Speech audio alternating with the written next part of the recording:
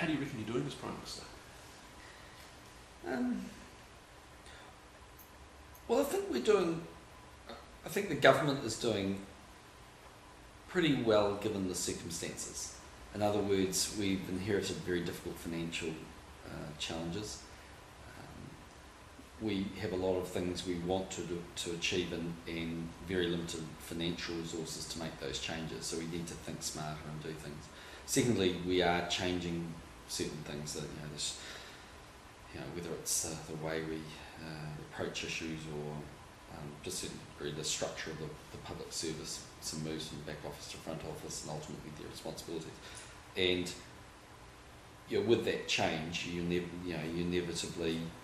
it inevitably leads to some things being cancelled. And I think in politics you come to learn there's a constituency for every dollar you spend. So if you change that, by definition, some people will not like that. But I think we've been true to our word. We've honoured our 100-day commitments. We're about 250 odd days into the job now.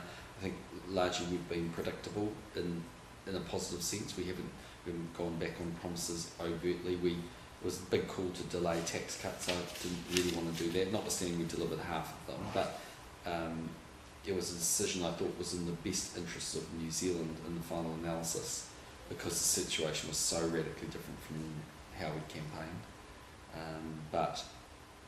And so I did because I thought it was necessary. But so I think overall I think we're doing pretty well. I don't think there's been say catastrophe of mistakes. There's always some things you learn and improve on the job, and you get better at. You evolve in the style.